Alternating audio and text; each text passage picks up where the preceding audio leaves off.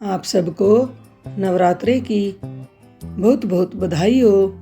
आज ब्रह्मचारिणी माता का दिन है और ब्रह्मचारिणी माता की व्रत कथा इस प्रकार है।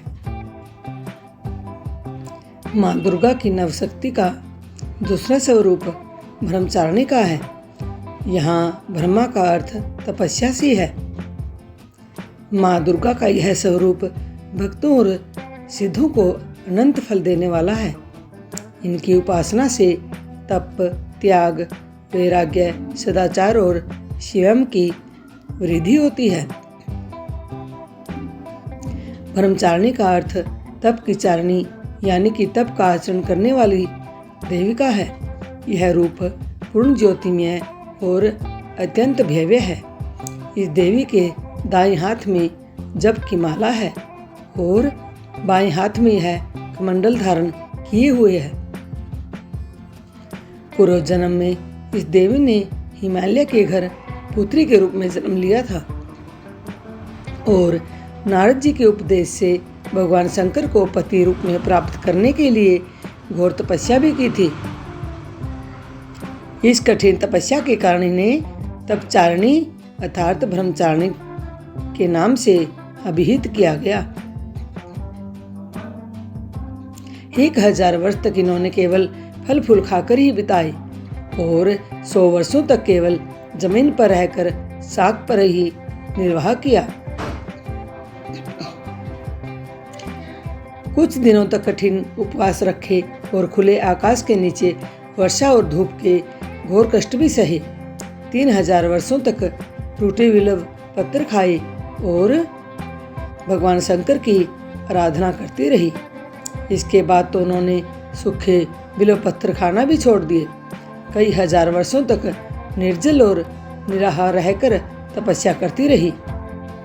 पत्तों को खाना छोड़ देने के कारण ही इसका नाम अपर्णा पड़ गया था। कठिन तपस्या के कारण देवी का शरीर एकदम क्षीण हो गया। देवता, ऋषि और सिद्धगण, मुनि सभी ने ब्रह्मचारिणी की तपस्या को अभूतपूर्व पुण्य बताया। सराहना की और कहा, हे देवी, आज तक किसी ने इस तरह की कठोर तपस्या नहीं की है। यह तुम्ही से ही संभव थी। तुम्हारी मनोकामना परिपूर्ण होगी और भगवान चंद्रमौली शिव जी तुम्हें पति के रूप में प्राप्त होंगे। अब तपस्या छोड़कर घर लौट जाओ। जल्द ही तुम्हारे पिताजी तुम्हें बुलाने आ रहे हैं। कई हजार वर्षों की इस कठिन तपस्या के कारण ब्रह्मचारिणी देवी का शरीर एकदम क्षीण हो उठा। उनकी यह दशा देखकर उनकी माता मैना बहुत दुखी हुई और उन्होंने उन्हें इस कठिन तपस्या से विरक्त करने के लिए आवाज लगाई, आवाज दी, उमा। तब से देवी ब्रह्मचारिणी का यह नाम उमा भी पड़ गया। उनकी इस तपस्या से तीनों लोकों में अहंकार मच गया। देवता, ऋषि, सिद्धगण, मुनि सभी देवी ब्रह्मचारिणी की इस तपस्या को अभूतपूर्व पुण्यकृत बताते हुए उनकी सराहना करने लगे। अंत में पितामह ब्रह्मा जी ने आकाशवाणी के द्वारा उन्हें संबोधित करते हुए प्रश्न स्वर में कहा, हे देवी, आज तक किसी ने ऐसी कठोर तपस्या नहीं की जैसी तुमने की है। तुम्हारे इस कृत्य की चारों ओर सराहना हो रही है। तुम्हारी मनोकामना स्रोतभावन परिपूर्ण होगी। भगवान चंद्रमौली शिव जी तुम्हें पति के रूप में प्राप्त अवश्य होंगे। अब तुम तपस्या से विरक्त होकर घर लौट जाओ।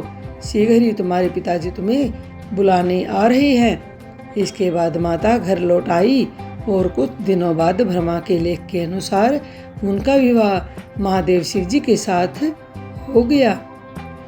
इस देवी की कथा का सार यह भी है कि जीवन के कठिन संघर्षों में मन को कभी विचलित नहीं होना चाहिए।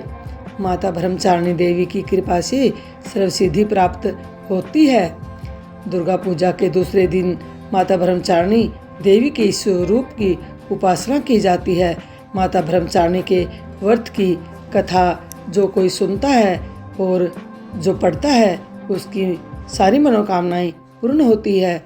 बोलो जय माता ब्रह्मचारिणी की। हैप्पी नवरात्रि। जय माता की दोस्तों, जय माता की बहनों। मेरी कथा सुनने के लिए आप सबको बहुत बहुत धन्यवाद।